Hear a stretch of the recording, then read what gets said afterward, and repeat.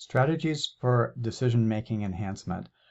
Hi, I'm Dan Ross, and I've coached over 1,000 people to help them improve their lives in various ways. And one of the things that often comes up when I'm working with people is how do they make decisions? So whether it's small decisions that people make in the course of daily life, or whether it's a big decision that somebody has to make, there are actually specific strategies to help people improve that skill and improve those muscles of decision making.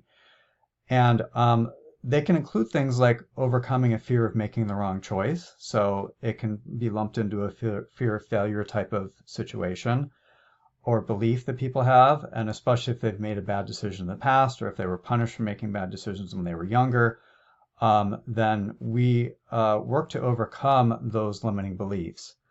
The next one is to enhance focus and mental clarity and enhance sort of the thinking processes that go into decision making, because all too often there's a lot of clutter in the mind about all the different possibilities for people or lack of possibilities. And so this gives us the ability to focus in on how can we actually change the focus of the types of things you are paying attention to when you're making a decision, so that it doesn't feel like there's just too many things. We can lower the number of criteria, lower the number of things that go into it.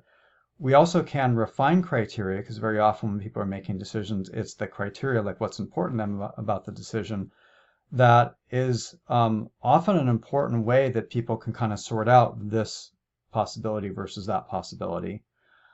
And then the other piece that goes into this is sometimes there's just overthinking.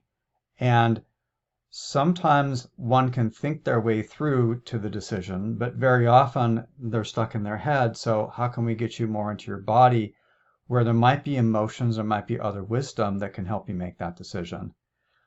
This goes along with things like intuition and just trusting yourself. Because again, all too often there's people that think that analysis is the only way to make a decision, and analysis has its place, but it's just one way of making a decision, and we want to look at what are the other ways, especially if you're stuck. The other thing we can do is reduce anxiety around decision making and anxiety around indecision. And sometimes there's anxiety just, I'm indecisive, or I'm indecisive around this particular decision, and they feel bad about it. So I can help people to overcome that anxiety, which kind of then loosens them up to be okay with being indecisive in the moment, which then clears a path, because when someone's feeling anxiety, that's not the best place to be making a decision from.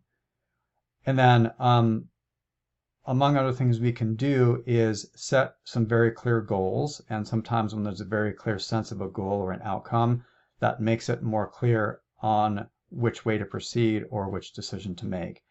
And we can do this when there are, two choices or three choices or, many choices. And these are all elements that go into being able to make decisions better. And these are tools that can last a lifetime. So if you'd like some help with that, I'd love to be your coach. And to learn more, just go ahead and click below, and I'd be happy to help you learn to build those muscles of decision making.